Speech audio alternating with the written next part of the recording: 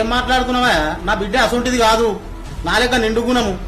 మీ ఊళ్ళో పిలుస్తా అంటే ఎందుకు వద్దంటది? అన్నయ్య, నా మన్మరాలకి అసంటి గుణం లేదు, కొంచెం గుణం లేదు. అట్లనా? మరి ఒకసారి మీ మన్మరాలను పిలువ, బయటికి పిలువు, అయిపోతుంది. మా వాళ్ళని పిలుస్తా అంటే వద్దనన్నట్టు అయితే మీ ఊళ్ళో 10 మంది పెద్ద మనుషులు పిలిచి నా ముక్కు నేలకు రాసిపోతా. అర్థమవుతుందా? లేకపోతే నేను అనలే అట్లే మా వాళ్ళని పిలుస్తా అంటే వద్దన్నది. వద్దు పిలిపివా పిలిపి మామ, బయటికి రమ్మని. పిలుస్తా, బరాబరి పిలుస్తా. బుజ్జి బయటికి రారా. పిల్ల బయటకెళ్ళి రాయే. పండుగకు వాళ్ళ చుట్టాలను పిలుస్తా అంటే నువ్వు వద్దనావా? చెప్పురా. నేనెందుకు వద్దంటే నాయన? మరి పిల్లగాడు అట్లే అంటుండు కదా. నువ్వు మా అక్క మీద పిలుస్తా అంటే నువ్వేమన్నావు? ఎవ్వరు రావద్దు, మీ వాళ్ళు మా వాళ్ళు ఒక్కరే రావాలనిలే అన్నవాళ్ళేదా? చూసినావా మామ, సప్పుడు కూడా చేస్తలేదు.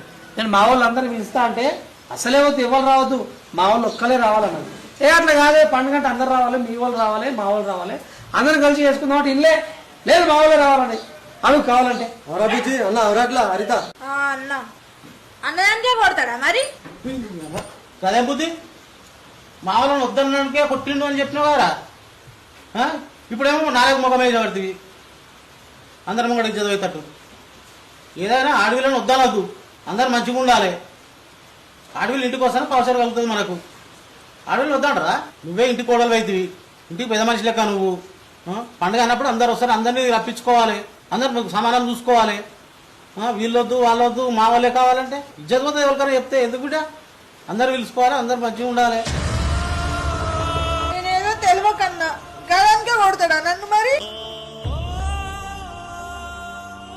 ఈ పిల్లని అయితే కొడుతుంటే ఆడనే ఉన్నది కానీ కనీసం వద్దన్నాను కూడా ఆపుతలేదు తెలుసా?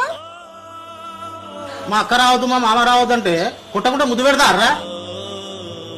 అనిలు ఏదైందో ఏమైందో బిడ్డ మీద కోపం పెట్టుకోకుండా. నేను కోపం పెట్టుకుంటా మామ, నా భార్య మీద నాకెందుకు కోపం ఉంటుంది చెప్పు?